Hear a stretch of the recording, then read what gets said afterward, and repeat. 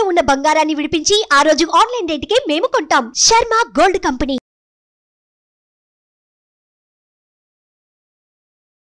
నమస్తే, సుమన్ టీవీ ప్రేక్షకులకు స్వాగతం. మనతో పాటు జ్యోతిష మహోపాధ్యాయ డాక్టర్ పద్మజారాణి గారు ఉన్నారు. నమస్కారం అమ్మా. నమస్కారం.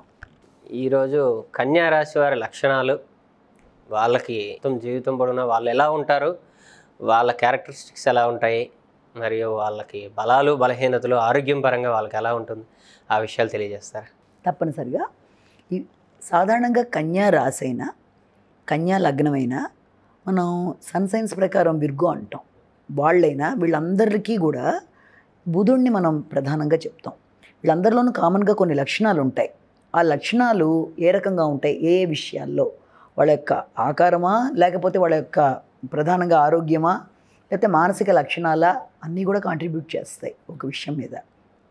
అలా తీసుకున్నప్పుడు వీళ్ళు ముఖ్యంగా వీళ్ళకి ఈ కన్యా అనే వాళ్ళకి అధికారుల యొక్క ఆదరణ అనేది చాలా ఉంటుంది.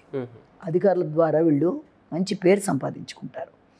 అయితే వీళ్ళకి ముఖ్యంగా ఆరోగ్య విషయం దగ్గర నుంచి తీసుకున్నట్లయితే ఆరోగ్యానికి సంబంధించి వీళ్ళకి కాన్స్టిపేషన్ కానీ లేకపోతే మలకోశానికి సంబంధించిన అనారోగ్యాలు కానీ ఇలాంటి వాటికి అవకాశం ఎక్కువ ఉంటుంది. ఎందుకు అన్న దానికి కూడా కారణాల లోపలికి వెళ్ళినట్లయితే వీళ్ళకి సమయానికి ఫుడ్ విషయం అనే కాదు, దేంట్లోనూ ఉండకుండా వాళ్ళు ఒకేసారి అనేక రకాలైన పనులు చేస్తూ ఉంటారు అన్నమాట. వీళ్ళకి ఎక్కువ మేనమామల వల్ల లాభం ఉంటుంది వీళ్ళకి. తర్వాత వీళ్ళు గణితం, నాట్యం, చిత్రలేఖన, తర్వాత నటన, దాంతోపాటు శిల్పం, జ్యోతిష్యం, అన్ని రకాల శాస్త్ర పరిజ్ఞానాలు వీళ్ళకు ఉంటాయి. సంగీతం కానీ సాహిత్యం కానీ, మనుషుల్ని అనుకరిస్తారు, మిమిక్రీ చేస్తారు, తర్వాత మ్యాజిక్లు చేస్తారు. అంటే వీళ్ళకి రానిది అనేది జనరల్గా ఉండదు. అన్ని విషయాల్లో పరిజ్ఞానం ఖచ్చితంగా ఉంటుంది వీళ్ళకి. అన్నీ నేర్చుకుంటారు. ఇంకా ఏంటంటే ఆ నేర్చుకున్న దాంట్లో మంచి పాండిత్యాన్ని కూడా వీళ్ళు సంపాదిస్తారు. మంచి ప్రవచనాలు కూడా చెప్తారు. ఆ పాండిత్యంతో రచనా నైపుణ్యం, లేఖన, తర్వాత సాహిత్యం, అన్ని విషయాల మీద వీళ్ళకి మంచి కమాండ్ ఉంటుంది. కానీ వినయం ఎక్కువ ఉంటుంది. ఇంకా అంటే ఇతరులు గౌరవిస్తే సంతోషమే, గౌరవించకపోయినా ఫీల్ అవ్వరు. అది చాలా గొప్ప విషయం. అంటే వాళ్ళ స్థాయికి అవతల వాళ్ళు గౌరవించవలసిన వాళ్ళు గౌరవించకపోతే పోన్లే అనుకునేంత మంచి స్వభావం వాళ్ళల్లో. అంటే అనుకోవడం మంచి స్వభావం కాదు, అలా సరిపెట్టుకోగలిగిన రాజీ పడిపోతారు, చాలా సర్దుకుపోతారు. అలాంటి మెంటాలిటీ ఉంటుంది.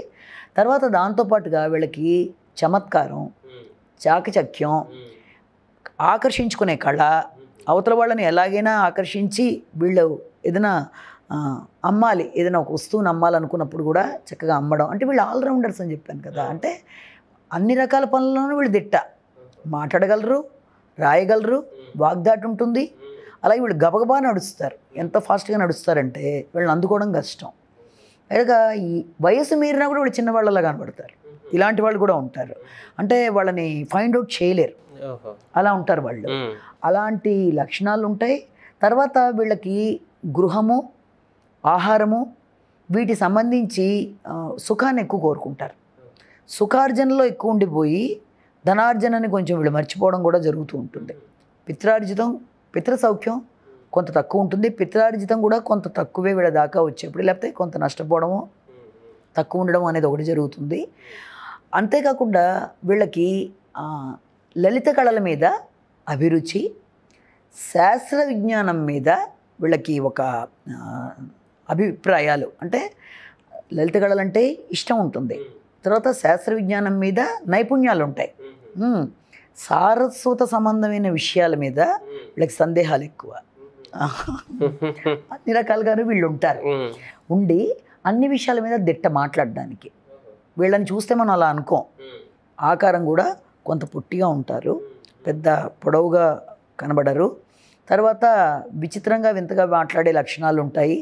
వీళ్ళకి మధురమైన పదార్థాలంటే ప్రీతి, ఎక్కువ ఫుడ్కి అవకాశం ఇస్తూ ఉంటారు తినడానికి, ఇలా చేయడానికి. అప్పు చేసి ఇల్లు కట్టుకొని అందులో ఉండి నెమ్మదిగా అప్పు తీర్చడం వీళ్ళకి ఇష్టం. అంటే వాళ్ళకి భయం లేదు, నేను తీర్చగలననే ఒక ధైర్యం. అలా అంటే ప్రతి దాంట్లోనూ కంగారు పడరు, చాలా నిదానంగా చేయవలసింది చేసుకుంటూ ఆ రకంగా రాణిస్తారు. అంతేకాకుండా వీళ్ళకి ఏంటంటే అన్ని రకాల శాస్త్రాల మీద ఉంటుంది కదా, మంచి దీర్ఘంగా వాటి గురించి ఆలోచిస్తారు, వాటి మీద కమాండ్ ఉంటుంది. తర్వాత వీళ్ళు ఏదైనా పని ప్రారంభించేదాకా బిడియపడతారు. ప్రారంభించేదాకానే, ఒకసారి ప్రారంభించాక వీళ్ళని ఎవరు పట్టుకోలేరు. ఇంకా అసలు భయం ఉండదు, ఏముండదు. అంటే చేయగలనా లేదా అని సందేహం కాదు, సందేహపడేవాళ్ళు వేరు. వీళ్ళకి ఏంటంటే ప్రారంభించేదాకా ఇది అవుతుందా, మొదలు పెడదామా లేదా అని కొంత వీళ్ళలోనే లేటు, పెట్టేదాకానే, మొదలు పెట్టాక ఇంకా ఆపలేరు. అలాగే ఇంకా గొప్ప విషయం ఏంటంటే వీళ్ళకి ఏదైనా ఒక పని అప్పచెప్తే ఆ పని వెంటనే అయిపోయింది, ఆవకపోతే వాయిదా పడిపోయి ఎప్పుడవుతుందో కూడా తెలియదు. అంటే ఒక మనిషి 30 రోజుల్లో చేసే పని వీళ్ళు 1 గంటలో చేస్తారు. అంత కష్టపడి చేస్తారు, అంత సామర్థ్యం ఉంటుంది, అంత తెలివైన వాళ్ళు. కానీ చాలా మృదువుగా, అంటే వినయం ఎక్కువ ఉంటుందని చెప్పాను కదా. ఎక్కడా కూడా గర్వం అనేది వీళ్ళలో మనం చూడం. అసలు ఎంతున్నా ఒదిగి ఉంటారనేది వీళ్ళని చూసి అనుకోవచ్చు. ఆ రకంగా కూడా ఉంటారు. అయితే వీళ్ళకి ఏంటంటే వీళ్ళు ఏదైనా పని కనుక చెయ్యకపోతే, వీళ్ళకి అప్పచెప్పిన పని మనం కనుక అడిగితే దాంట్లో చెయ్యకపోవడానికి కారణాలు ఎన్ని చెప్తారో, చేయడానికి కారణాలు కూడా అన్ని చెప్తారు. అంటే ఒక విషయాన్ని తిమ్మిని బమ్మి చేస్తారన్నమాట. అలా చేయగలరు, చమత్కారంగా మాట్లాడగలరు, అదే క్షణంలో హాస్యంగాను మాట్లాడేస్తారు, పరిస్థితిని తేలిక చేయగలరు, అన్నీ గమనించుకొని ఆ పరిస్థితుల్లోంచి ఇబ్బందులు వచ్చినా ఎలా బయటపడాలో కూడా తెలుసు.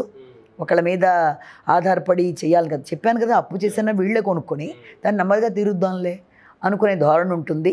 బంధువర్గం బాగా సహకరిస్తారు, ముఖ్యంగా ఇన్లాస్ సైడ్ వాళ్ళు వీళ్ళకి మంచి సహకారాన్ని అందిస్తారు. కాబట్టి వీళ్ళకి 40 ఏళ్ళు అలా వచ్చేదాకా కొంచెం స్థిరత్వం అనేది కొందరిలో తక్కువ ఉంటుంది. అంటే స్థిరపడడం అనేది ఆర్థికంగా కానీ ఏదన్నా బాగానే ఖర్చులు పెట్టుకోవడంలో కానీ, ఖర్చు పెట్టడంలో కానీ, ఇవాళ రేపు దాద్దామన్న కాన్సెప్ట్ కొందరిలో ఉండదు, వీళ్ళల్లోనే. ఇదే కన్యా వాళ్ళు వచ్చినట్టుగా ఖర్చు పెడదాం, మొత్తానికి వచ్చింది అనుకునే వాళ్ళు కొందరైతే, ఇంకొందరు ఏంటంటే చాలా విశ్లేషణాత్మకంగా మాట్లాడతారు, చాలా దూరంగా ఆలోచిస్తారు, మంచి ప్లానింగ్ ఉంటుంది.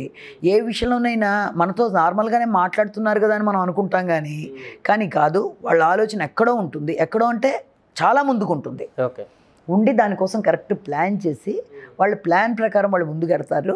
దాని ప్రకారమే వాళ్ళు విజయాలు కూడా సాధిస్తారు. వీళ్ళకి కష్టం ఎక్కువ పడతారు. అంటే సుఖం కన్నా సుఖాన్ని కోరుకుంటారు, కష్టపడతారు. కానీ దానికి వీళ్ళు ఆశించిన దానికంటే ఎక్కువ వీళ్ళు ధనం కాదు అక్కడ. వీళ్ళు ఎంత ఆశించిన దానికన్నా కూడా గుర్తింపు, గౌరవం ఆశించిన దానికన్నా ఎక్కువ ఉంటుంది. అంటే వీళ్ళు అంత దాని గురించి ఏం పట్టించుకోపోయినా వీళ్ళ పద్ధతి, వీళ్ళ ప్రవర్తన, వీళ్ళ యొక్క విధానం, మనిషి ఉన్న రూపురేఖల వల్ల జనాలు వీళ్ళకి ఆకర్షితులు అవుతారు. ఎక్కువ మాటలతో కనికట్టి చేయగలిగిన శక్తి ఉందంటారు కదా కొందరిని. అలా చక్కగా మాట్లాడతారు, మంచిగా ఆప్యాయంగా మాట్లాడతారు, అభిమానిస్తారు, బంధువర్గం అంటే ప్రీతి ఉంటుంది. కానీ వీళ్ళకి ఇంట్లో వాళ్ళకన్నా కూడా, బంధువుల కన్నా కూడా బయట వాళ్ళు సహకరిస్తారు. అక్కడ వీళ్ళకి మంచి పేరు ఉంటుంది. అంటే వాళ్ళు తిరిగే సొసైటీలో వీళ్ళకి మీద చాలా గౌరవం, గుర్తింపు ఇది ఉంటుంది. శత్రువర్గం కూడా ఉన్నా కూడా వీళ్ళని ఏం చేయలేదు, గమనించడమే తప్ప. ఇలాంటి వాటిలతో వీళ్ళు ముందుకు వెళ్ళిపోతూ ఉంటారు.